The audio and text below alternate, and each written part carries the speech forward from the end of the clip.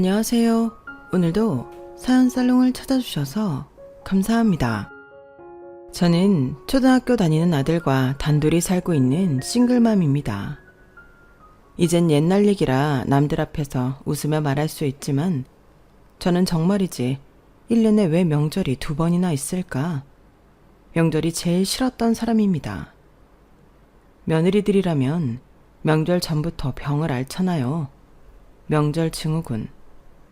세상의 모든 시어머니는 그딴 말도 안 되는 병이 어딨냐고 하겠지만 저 역시 심한 명절 증후군을 앓았어요.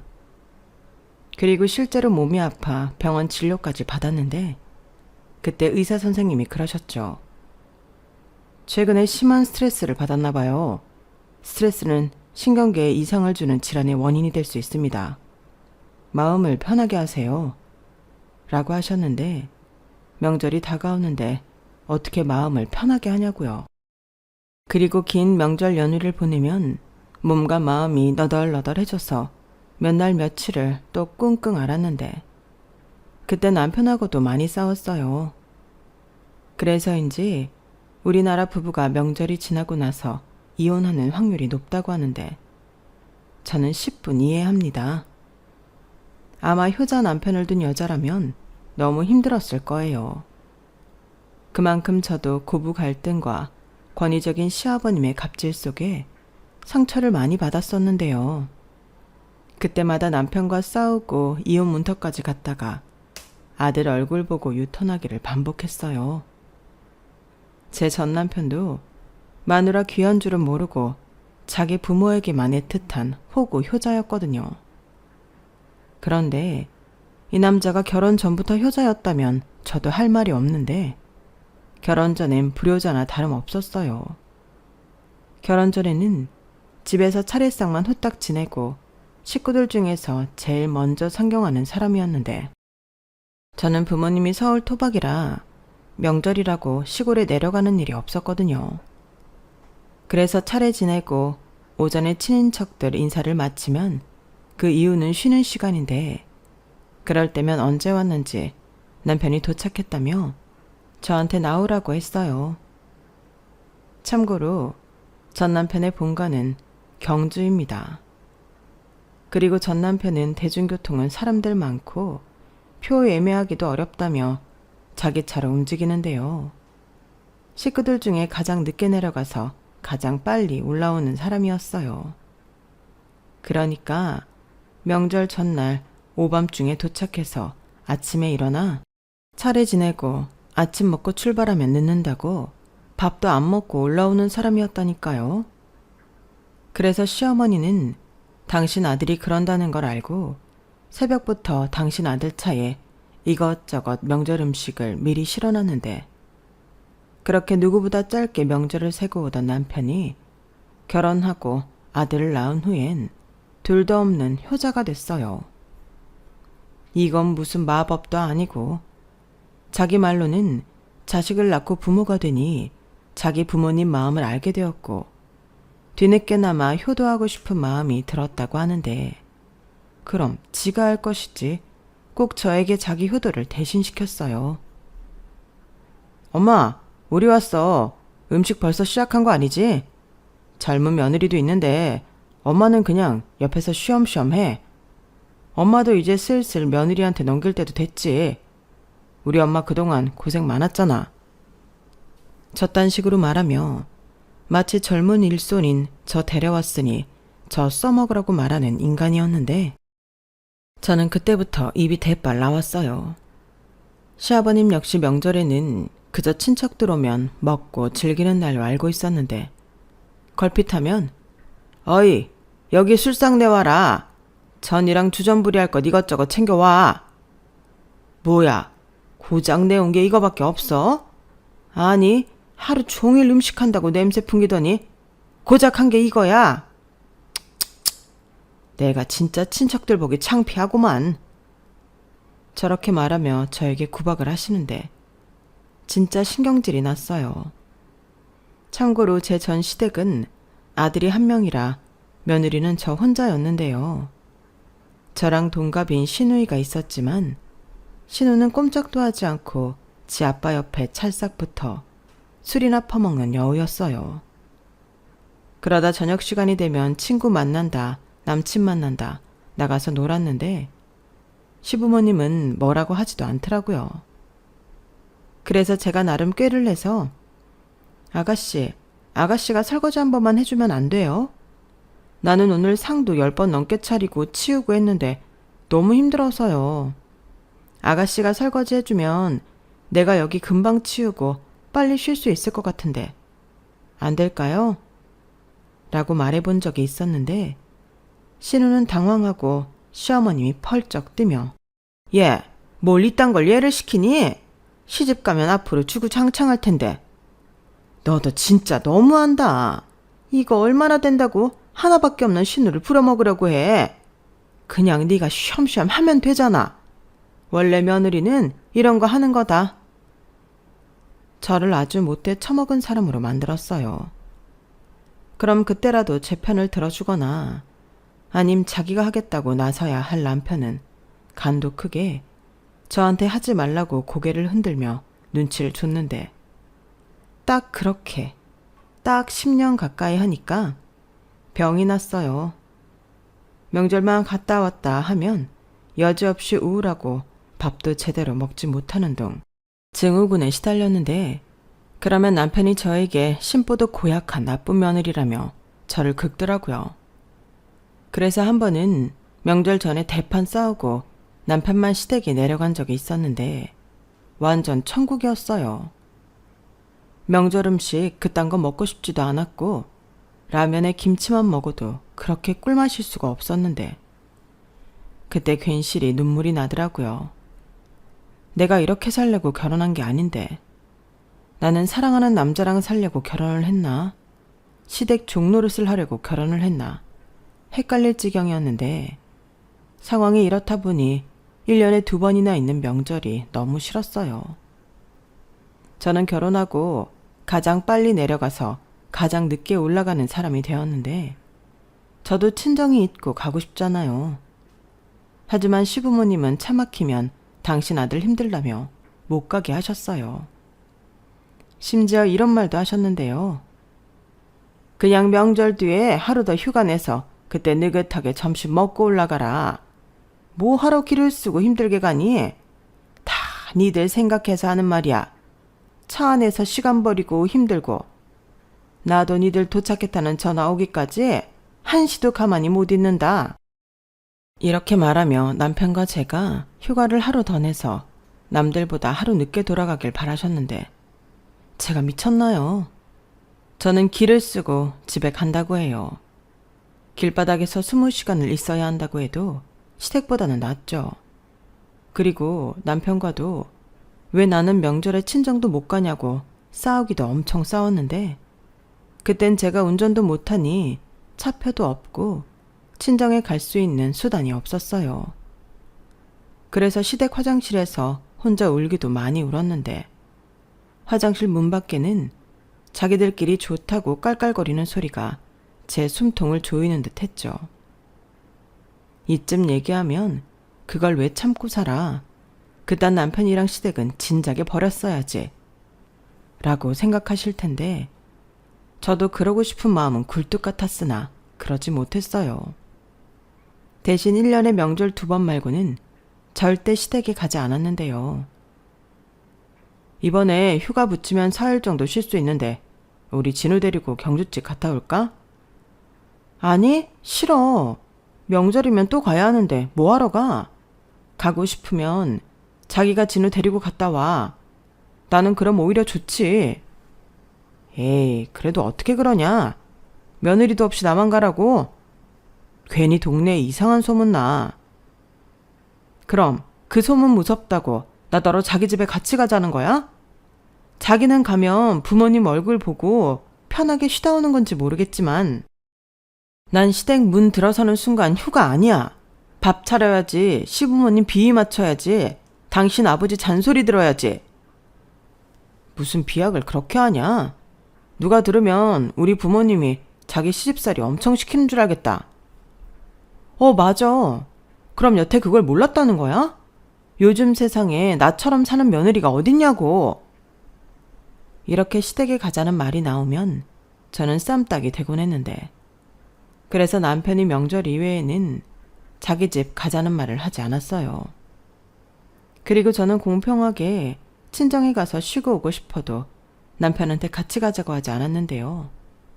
저는 소문 따위 신경 쓰지 않거든요.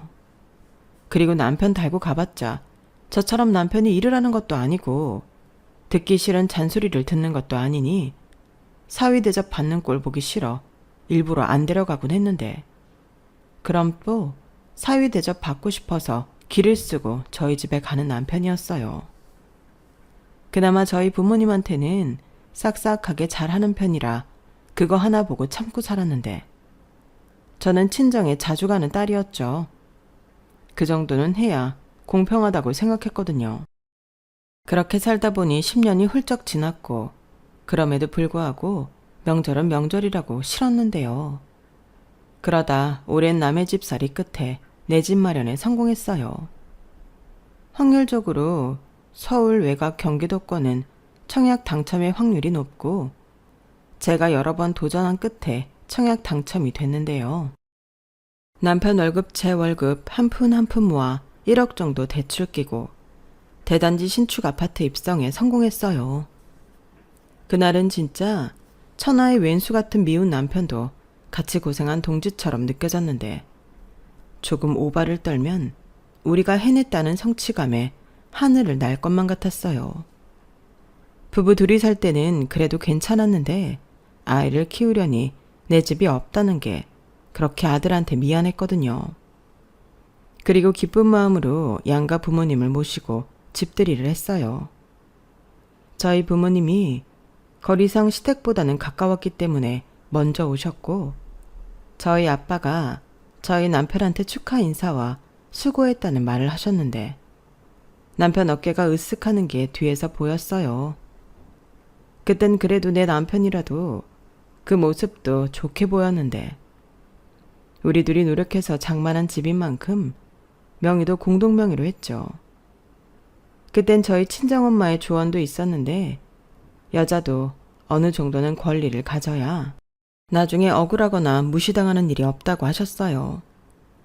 그리고 엄마의 조언은 어떻게 보면 결과적으로 제 인생을 구했다고 해도 과언이 아니었는데, 저희 친정 식구들과 화기애애한 집들이를 끝내고 그 뒤부터가 문제였어요.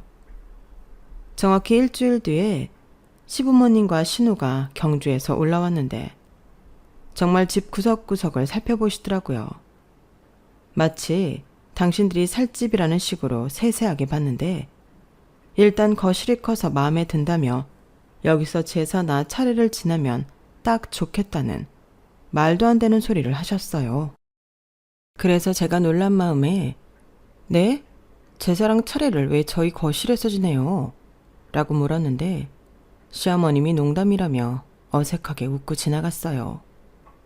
하지만 저는 정말 그 말 자체가 소름이었고 진짜로 시어머님이 그런 마음을 갖고 계실까봐 무서웠는데 분위기가 무르익어갈 즈음 술에 약간 취한 시어머니가 그러시더군요. 다 좋은데 왜 공동명의로 집을 했냐고요. 어머니, 그야 저도 노력한 게 있으니까요. 요즘 맞벌이 부부들은 전부 공동명의 해요. 그래도 그렇지. 남자가 가장이고 세대주인데 공동이 어딨어? 요즘 젊은 애들은 공평한 거 좋아하지만 결혼하면 서열이 있는 거지. 엄마, 다 끝난 거 가지고 왜 또 그래? 진우 엄마가 그렇게 하면 힘 빠진다고 그랬잖아. 그리고 솔직히 이 사람이 아끼고 모으고 해서 이 집 산 건 맞는데 내가 홀랑 명의 다 가져가면 억울하지 않겠어? 나중에 지수가 저 사람 입장이 된다고 생각해봐. 그때도 엄마 사위한테 명의 다 해줄 수 있어? 뭐야? 너는 아무것도 모르면 가만히 있지? 이 분위기에 네가 왜 나서? 그니까 오빠는 바보야. 거기서 내 얘기를 왜 하냐? 어머니, 저는 이 말이 맞다고 생각해요. 그럼 제가 한 노력은 뭐가 되는 거예요? 아, 알았다. 내가 괜히 말을 꺼냈지. 네가 한 노력이 뭐가 되긴. 원래 여자들 하는 일은 티가 안 나는 거야. 현명한 여자일수록 조용히 희생한다.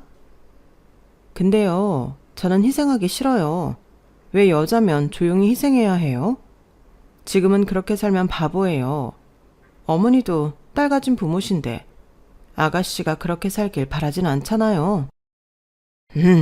그만해. 애들 좋은 날 뭐하러 그 얘긴 또 꺼내서 기분 망치게 해. 이미 끝날 일이고 지들이 그렇게 한다고 하니 우리 상관할 일 아니야. 그래요. 누가 뭐래요? 이렇게 냉탕과 온탕을 오가며 시댁 집들이는 저에게 찝찝함을 남긴 시간이었는데요. 아무래도 제가 며느리다 보니 시댁 집들이는 편하지 않았어요.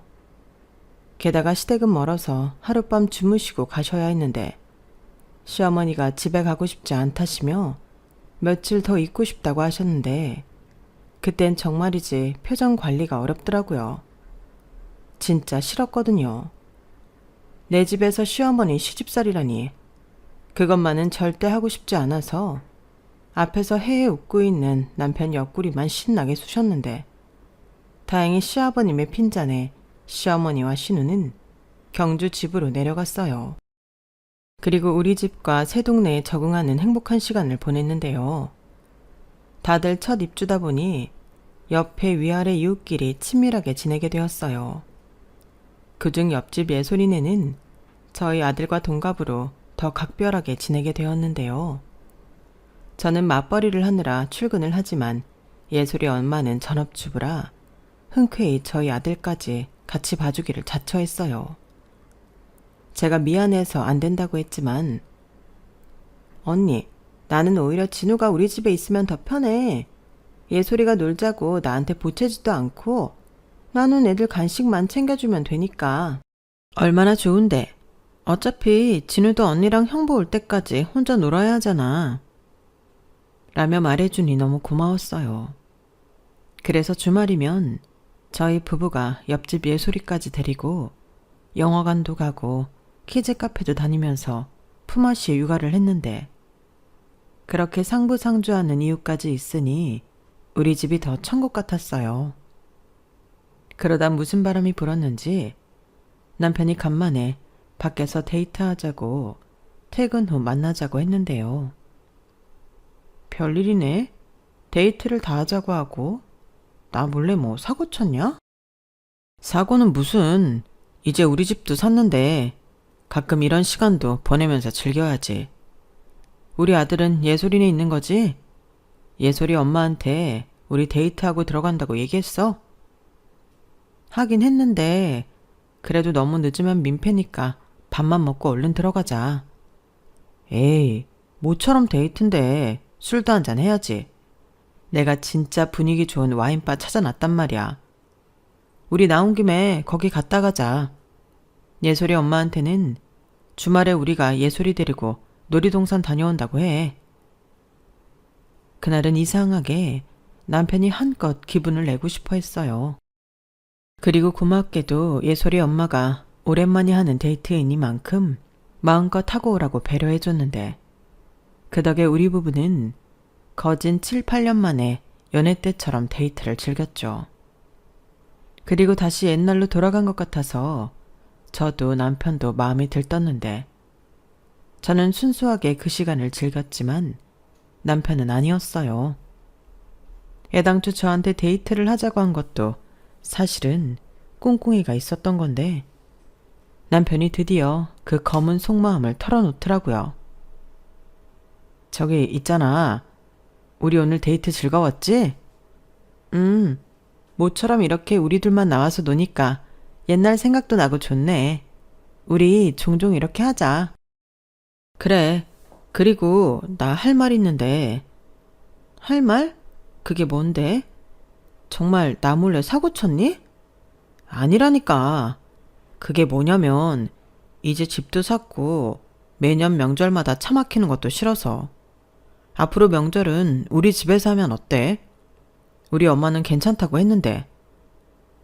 뭐? 지금 그게 무슨 귀신 씨나라 까먹는 소리야. 왜 우리 집에서 명절을 보내? 그럼 나는? 어차피 자기는 경주 집에 가나 우리 집에 있으나 똑같잖아. 오히려 내려가고 올라오는 시간 없으니 더 편하지. 우리 엄마가 명절 준비하는 재료값은 챙겨준대. 지금 이미 둘 다 그렇게 하자고 하고 나한테 통보하는 거지? 무슨 이런 개떡 같은 경우가 있어. 이러려고 데이트하자고 했구만. 됐어. 꿈도 꾸지 마. 명절 연휴를 우리 집에서 다 보낸다고? 그럼 그 식구들 챙기는 거며 청소는 어떻게 하라고? 그리고 명절 연휴 끝났는데도 안 가신다고 하면 그땐 어떡해? 야, 무슨 말을 그렇게 해. 우리 식구들이 그렇게 경우가 없는 줄 알아? 그리고 어차피 우리는 경주 집에 가도 연휴 내내 있었는데 이왕이면 내 집에 있는 게 편하지. 편한 건 당신이지. 귀성길 운전 안 하려고 그딴 생각을 한 거야? 아니지. 집들이 때 우리 집 거실 넓다고 하시더니 어머님이 그러자고 하셨어? 야, 진짜 너 이럴 거야? 내가 그러고 싶다고 했어. 집도 샀고 이제부턴 효도하고 싶어서. 자식이 부모한테 효도하고 싶어 그런다는데 다른 이유가 필요해? 효도 좋아하네. 저는 남편의 말에 좋았던 기분은 싹 날아가고 어이가 없어 그야말로 자리를 박차고 와인바를 나왔어요. 그리고 뒤쫓아오는 남편한테 나랑 이혼하고 싶으면 어디 한번 해보라고 강한 반대 의사를 밝혔는데요. 남편은 이미 자기네 식구들이랑 그렇게 말이 되었다며 물을 수 없다고 했어요. 그러니까 이건 순전히 상의나 의논 같은 게 아니라 통보였는데 세상 어느 여자가 기분이 좋겠냐고요.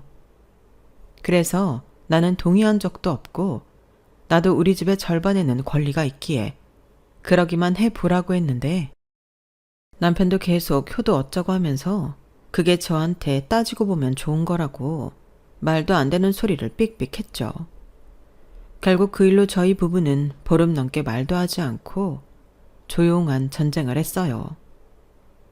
그런데 돌아가는 꼬라지를 보니 제가 버텨봤자 시부모님은 돌아오는 명절에 올라올 생각 같았는데 명절을 2주 정도 남겨두고 시어머니가 연락을 하셨더라고요.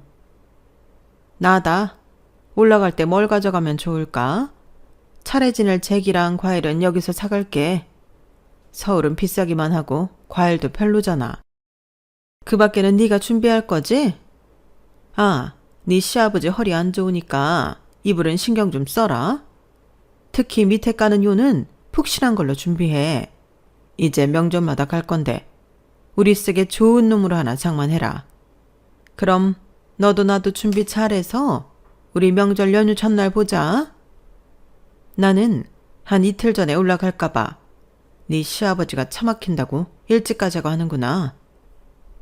시어머니는 저 말을 하면서 무슨 여행이라도 가는 사람처럼 친나하셨어요. 그에 반면 저는 죽을 맛이었는데 새 집에 기름 냄새 배이는 것도 싫고 명절 연휴 이틀 전에 올라오시면 도대체 얼마나 있다가 가신다는 건지 그 긴 시간 시부모님과 있을 생각을 하니 마음에 돌을 얹은 것처럼 내내 신기가 불편했어요. 그리고 시부모님이 올라오실 날이 다가올수록 저는 남편과 서로 으르렁거리며 싸우게 되었는데 도저히 이렇게는 안 될 것 같아서 남편한테 저도 상의 아닌 통보를 했죠. 이에는 이, 눈에는 눈이니까요. 자기 마음대로 명절 우리 집에서 보내는 거니까 나도 내 마음대로 명절은 친정 가서 보낼래. 전에 효도하고 싶다고 했지? 나도 마찬가지야. 나도 우리 부모님 귀한 자식인데 이참에 우리는 명절마다 각자 부모한테 효도하는 자식이 되자. 자기 효도하는데 내가 이용당할 이유는 없잖아. 어머님이 명절 연휴 이틀 전에 오신다고 했으니까 나도 이틀 전부터 진우 데리고 친정에서 출퇴근할게. 당신 부모님 내려가면 연락해. 아, 나 오기 전에 집 싹 치워놓는 거 잊지 말고. 뭐? 그럼 명절을 각자 보내자는 거야? 이게 무슨 콩가루 집안도 아니고 말이 되는 소리래. 이게 말이 안 돼? 그럼 나랑 상의도 없이 앞으로 명절을 우리 집에서 보내겠다는 소리는 말이 되고? 피차 말도 안 되는 소리 하는 거니까 그냥 해. 아니면 자기가 먼저 수습하든가. 싫어. 어차피 우리 부모님 돌아가시면 우리 집이 큰 집이야. 몇 년 뒤에 할 거 그냥 당겨서 하자는 건데 뭐가 나빠? 우리 엄마도 새 집에서 편하게 명절 보내고 싶다고 했어. 그래서 나더러 희생하라고?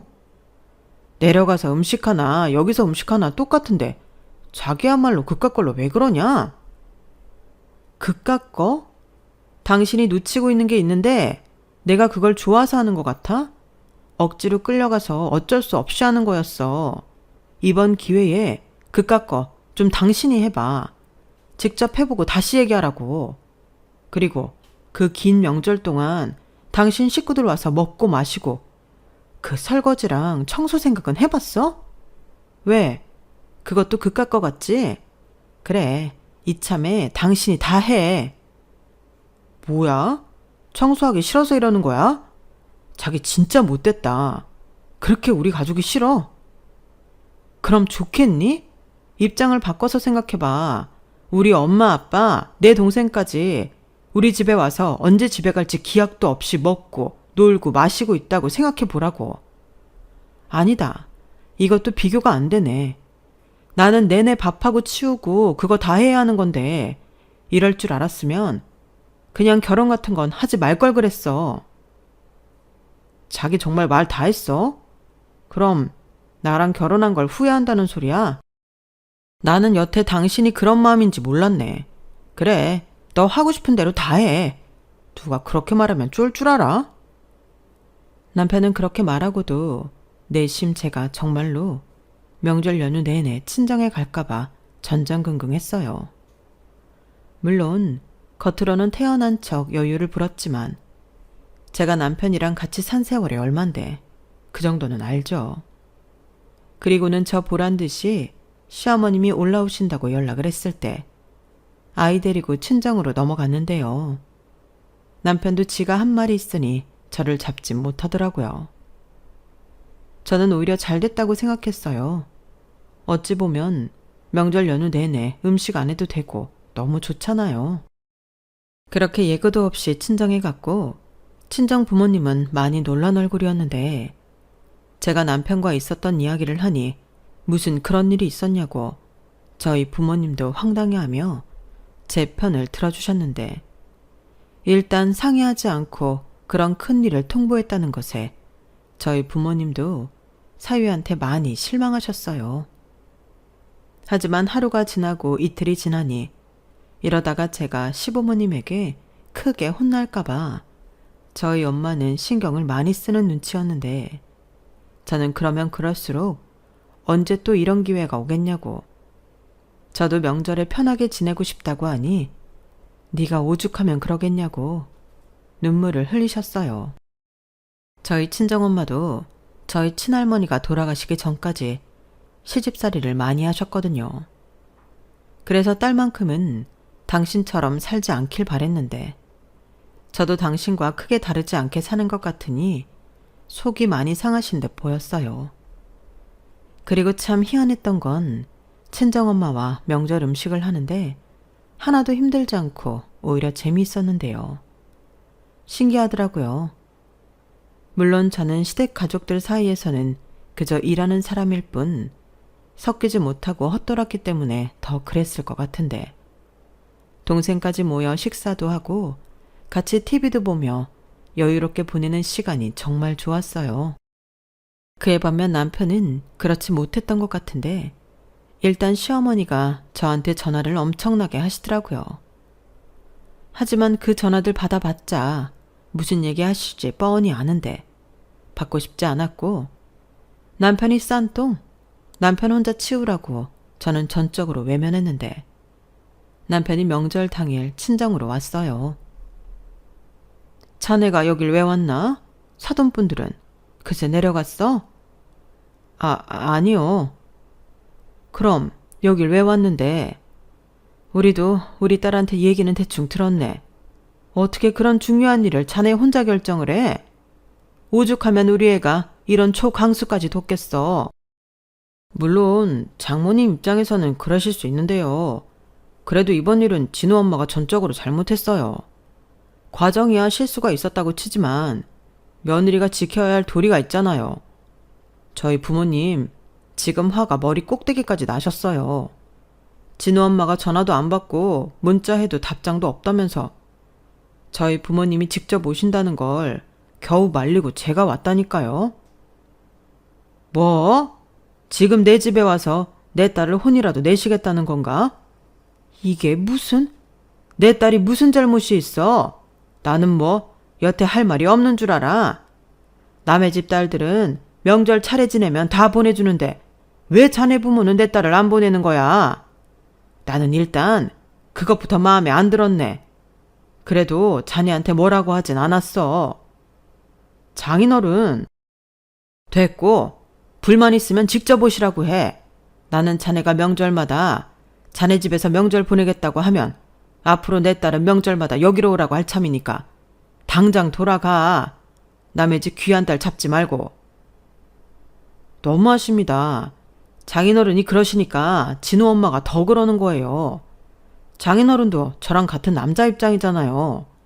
와이프가 가운데서 잘해주면 시끄러울 일이 없는데. 참, 주방에서 저 얘기를 듣는데 주먹이 불끈 쥐어졌어요. 내가 저딴 놈을 믿고 지금까지 살았다는 게 너무 짜증나더라고요. 그래서 도저히 안 되겠다 싶어 앞치마를 벗으려고 하는데 저희 엄마가 먼저 뒤집개를 들고 주방을 나가셨어요. 그리고 당장 나가. 어디서 뚫린 입으로 그딴 소리를 해. 자네 집이 그렇게 대단한가? 내 딸 혼자 죽어나면 시끄러울 일이 없다고? 자네 정말 이것밖에 안 되는 물건이었어? 정말 이혼이라도 당하고 싶은 거야? 라는 성난 저희 엄마 목소리가 들렸는데 그렇게 쫓겨난 남편은 명절 연휴가 일주일 넘게 지나도록 아무 연락이 없었어요. 그래서 일단은 아이를 데리고 집으로 들어갔는데 남편은 저를 본체 만체하더군요. 저는 그러거나 말거나 했어요. 일단 사건은 일어났고 남편이 자기 뜻을 굽히지 않는다면 저 역시 물러날 생각이 없었는데 그동안 참고 산 세월이 있으니 저도 오기가 생겼어요. 그렇게 불편한 생활이 이어졌고 남편이 먼저 물었는데요. 저더러 다음 명절도 그렇게 할 거냐며 두 눈을 부라리더군요. 그렇게 하면 제가 무서워할 줄 알았을까요? 하지만 저는 이 좋은 걸 안 할 이유가 없다면서 앞으로 각자 부모님한테 효도하며 명절은 이렇게 보내자고 했는데 남편이 약이 바짝 올랐어요. 그리고 약이 오른 건 남편뿐만이 아니었는데요. 시어머니가 화가 단단히 나서 전화를 하셨더라고요. 한 번은 넘어야 하는 산이기에 그땐 전화를 받았습니다. 그리고 그날 평생 먹을 욕을 다 먹었는데 시어머니는 제 태도를 이해할 수 없다고 하셨어요. 그래서 이해하실 필요 없다고 저희 부부는 그렇게 합의했다고 얘기했는데 그 길로 시부모님에게 미운 털이 단단히 박혔어요. 10년이나 군소리 없던 며느리가 이렇게 나오니 더 많이 화가 나신 것 같았어요. 하지만 물은 이미 엎질러졌고 그 정도 각오도 없이 일을 벌린 건 아니었기에 저도 여기서 그만둘 생각이 없었는데요. 그러게 저를 너무 만만하게 본 그들이 잘못한 거죠. 그리고 참 신기한 게 그렇게 그들과 싸우기로 마음먹고 다음 명절에도 친정에 갈 생각을 하니까 명절 증후군 따위는 씻은 듯이 나았다는 거였는데 오히려 기쁜 마음으로 명절을 기다렸어요. 그런데 남편과 시댁 식구들은 무슨 근거로 지난 명절 사건이 있었기 때문에 제가 다음 명절엔 그러지 않을 거라고 생각한 듯 행동했는데 저는 보란듯이 콧노래까지 부르며 짐을 쌌죠. 그러자 남편이 불만 가득해서는 이렇게 말을 했는데요. 이번 설에 또 처갓집에 가려는 거야? 미쳤어? 왜? 우리 앞으로 이렇게 하기로 한 거 아니었어? 나는 그런 줄 알았는데. 그 난리를 치고 또 그런다고? 당신이 그러고도 우리 집 며느리야? 며느리면 뭐? 시집가면 그 집 종노릇 해야 한다는 법이라도 있어? 무슨 소리야? 종이라니. 이제 자기도 우리 가족이지 않냐는 소리지.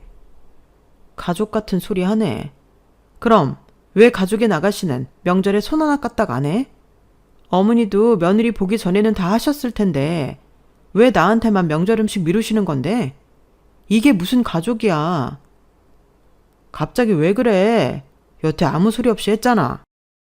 착각하지 마. 내가 언제 아무 소리를 안 해? 나는 매번 명절에 힘들다고 했어. 도와달라고 했다고. 근데 그럴 때마다 무시한 건 당신이야. 내가 언제? 생사람 좀 잡지 마. 그래? 그럼 왜 우리 집에서 명절 보내기로 한 거 나랑 상의하지 않았는데? 자기 나한테 통보했잖아. 아니, 그건 엄마가 그러고 싶다고 했고, 나도 명절마다 운전하기 싫으니까. 역기성하면 서로가 편한 것 같아서. 그러니까 그 서로의 나는 없었잖아. 그래서 알려주는 거야. 가만히 있다고 만만한 호구가 아니라는 걸. 난 앞으로 예전처럼 명절 보낼 마음 없어. 그럼 이번 설에도 또 각자 보내자고? 그럼 우리 엄마 아빠는 진우 얼굴도 못 보고 그러라는 거야? 알겠어. 그럼 진우는 두고 갈게. 당신 말대로 진우는 당신의 장손인데 같이 조상님 차례 지내는 게 맞지. 미안. 내가 그것까지는 생각을 못했네. 그럼 이번 설에는 나만 가는 걸로 하자. 남편은 제 말에 답답한 듯 머리를 자기 손으로 움켜쥐었어요. 그리고 저는 아들아이까지 집에 두고 혼자 몸으로 룰루랄라 친정에 갔는데 나중에 아들아이한테 듣기로 남편이 그렇게 자기 부모 눈치를 보면서 음식도 하고 설거지도 하고 쩔쩔 맸다고 하더라고요. 그리고 아들아이 케어도 자신 없다면서 서로 미루는 통에 저희 아들이 꼬라지도 피웠다고 했는데 그 말을 듣는데 어찌나 고소하고 통쾌한지 몰랐네요. 이럴 줄 알았으면 진작부터 이렇게 할 걸 그랬다니까요. 그렇게 명절 2번을 보내니 약이 바짝 오른 남편과 시어머니가 불같이 저에게 화를 내며 더는 이렇게 못 산다고 약속이라도 한 듯 이럴 거면 이혼하라고 했는데 저는 냉큼 알겠다고 했어요. 사실 그 정도 각오는 이미 하고 있었거든요.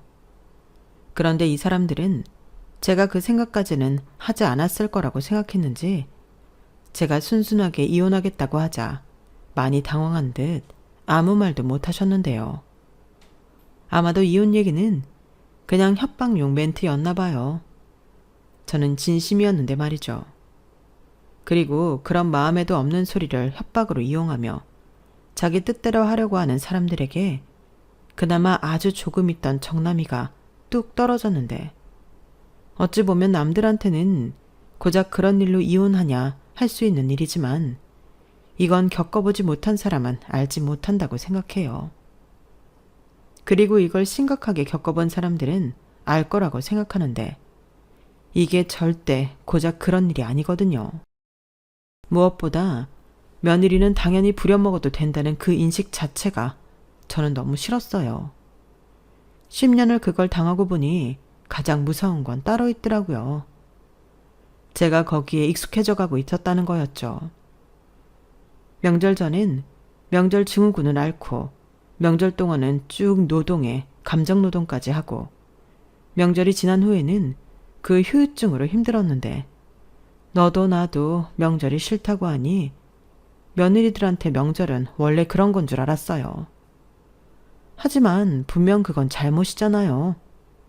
게다가 이사하고 저의 뜻과는 상관없이 저희 집이 명절을 보내는 큰 집이 되었다는 사실이 저를 더 이상 참을 수 없게 만들었는데 저는 그 후 아무런 미련도 없이 변호사 사무실을 찾아가 이혼 준비를 했어요.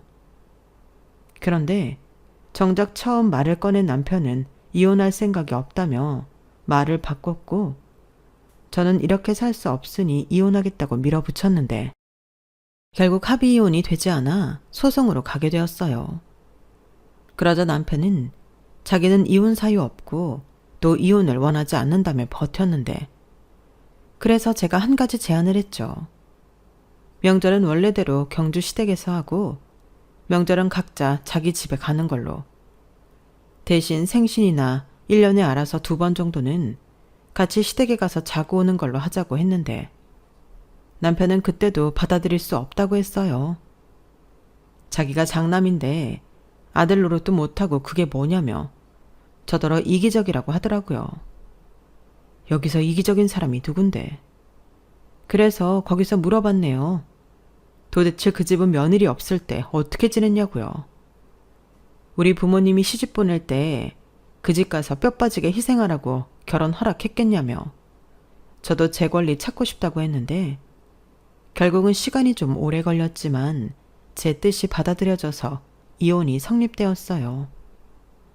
남편이 끝까지 저를 이해할 수 없다고 했거든요. 그러자 판사님이 이렇게는 정상적인 혼인 생활이 불가능하다고 이혼 판결을 내리셨고 기여도에 따른 재산 분할을 하게 되었는데 저희 부부가 연봉은 서로 비슷했어요. 하지만 경제권을 제가 갖고 있었고 순전히 제 노력으로 아파트를 구입했다는 것이 증빙되어 6대 4의 비율로 제가 더 많은 재산을 가져오게 되었는데요. 며느리로서 10년 넘게 희생을 강요받은 점에 따른 위자료 1,000만 원과 아들 양육권까지 제가 가져오면서 남편은 매달 130만 원의 양육비까지 저에게 줘야 한다는 판결이 나왔어요. 그래서 저는 양육비 필요 없으니 그냥 지금 사는 집을 채무까지 포함해서 그대로 넘겨달라고 했고 남편은 그럴 수 없다고 버텼는데 그게 버틴다고 될 일이 아니었죠. 저는 지금까지 남편의 행태를 보아 지속적인 양육비 지급이 어려울 것을 우려해 일시납을 요청했어요. 거기에 위자료와 아이의 양육비 등을 다 합쳐 아파트에 대한 모든 권리를 제가 가져올 수 있도록 진행했는데요. 솔직히 저 혼자 벌어도 대출금 갚고 아이 키우는 건 문제 없었어요. 무엇보다 저희 아파트가 향후 얼마나 오를지 알 수 없었기에 저는 더 욕심이 났는데 그걸 남편도 모르지 않았죠. 그런데 그렇게 허무하게 아파트까지 저한테 뺏기게 될 줄은 몰랐던 남편은 크게 좌절했고 그제야 자기가 잘못했다며 제가 원하는 대로 해줄 테니 이혼만은 하지 말자고 매달렸는데요. 제가 미쳤나요? 더러운 꼴 한번 봤으면 됐지 뭐하러 힘든 길을 돌아서 가겠어요.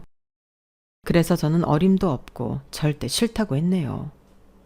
어차피 시부모님과 신우는 저를 좋게 보지 않을 거고 또 다른 문제를 만들기 전에 이렇게 정리하는 게 그나마 낫다고 하면서 남편한테 포기하라고 했는데 무슨 악어의 눈물인지 남편이 눈물을 뚝뚝 흘렸어요. 내가 자기랑 우리 아들 없이 어떻게 살아. 그래, 내가 잠깐 미쳤었어. 나 처음부터 이러지 않았잖아. 내가 언제부터 효자였다고. 그러지 말고 나 딱 한 번만 기회를 줘. 내가 집 사고 너무 신나서 정신이 나갔었어. 우리 가족들한테 자랑하고 싶었거든. 자랑? 그래, 할 수 있지. 근데 자기 자랑하겠다고 나를 무시하면 돼? 나 없이 못 산다며. 근데 왜 그렇게 행동했어? 내가 만만한 거였잖아. 그러니 당신 가족들도 나를 공짜로 부려먹을 수 있는 일손인 줄 알고. 난 이제 절대 그때로 돌아가고 싶지 않아. 그리고 내 아들도 당신처럼 될까봐 더는 당신 같은 사람이랑 못 살겠어. 자기야, 제발. 제발이고 나발이고 깨끗하게 끝내자. 홀가분하게 새 출발해. 그리고 다시는 똑같은 실수는 하지 말고 혼자서 효도 실컷 하면 되잖아. 저는 남편한테 그렇게 말하고 남편만 살던 집에서 내보냈어요. 그리고 혹시라도 아들이 소문 때문에 상처받는 일이 생길까봐 집을 전세로 돌려놓고 친정으로 들어왔는데요. 솔직히 처음엔 남편 흔적 때문에 아파트를 팔까도 생각했지만 너무 아까웠어요. 제가 부동산에 관심이 좀 많은데 더 두면 올랐으면 올랐지 손해볼 집은 아니었거든요. 그래서 당분간은 세를 주고 기다려볼 생각인데 아마도 그 집에 다시 들어가 다시 사는 일은 없을 것 같아요. 가격이 좋을 때 팔아서 더 좋은 집 가면 되죠. 그리고 이혼은 했지만 아들아이가 상처받지 않고 정서적으로 더 건강하게 자랄 수 있도록 앞으로 노력할 생각인데요. 아들은 절대 지 아빠처럼 되지 않도록 키울 거예요. 그리고 저는 효도를 바라지 않고 성인이 되는 순간 너는 너, 나는 나, 건강한 독립을 할 생각인데 그러기 위해서라도 직장생활 열심히 하고 건강 잘 챙겨 제 인생 즐기며 살 생각입니다. 그리고 어찌됐든 명절 때문에 전남편과 이혼했기에 명절만 오면 자동 반사처럼 지난 결혼 생활이 떠오르는데 왜 그땐 바보처럼 참고 살았나 몰라요. 물론 처음부터 시댁에 가는 걸 싫어하진 않았어요. 저 역시 사랑하는 사람의 부모고 가족이라 잘 보이고 싶었고 그들과 섞여 한 가족이고 싶었는데 그들은 가족이라고 하면서 저를 이용하고 희생만 시키려 할 뿐 저를 정말로 가족으로 품어주지 않았던 거죠. 그리고 제가 그걸 안 한다고 하니 괘씸하다며 저를 나쁜 사람으로 몰았는데 지금 생각해도 너무 화가 나요. 오히려 새 식구면 더 배려해주고 잘해줬어야 하지 않나요? 그래서 저는 이것도 인과응보라고 생각하는데요. 어리석은 사람들이 저라는 복덩이를 차버린 거죠. 그리고 현재는 아들과 알콩달콩 살며 지금의 생활에 만족하고 있는데 주변에서는 재혼을 권하기도 하지만 그럴 생각은 없습니다. 어떻게 빠져나온 시월드인데 또 며느리가 되고 싶지 않아요. 물론 좋은 시부모님과 좋은 시댁도 많겠지만 저는 지금의 생활에 더 집중하고 싶습니다. 나중에 아들이 다 크면 그때는 마음 맞는 남자친구라도 사귀어 보죠 뭐. 그리고 가끔 아직도 전 남편한테서 연락이 오곤 하는데요.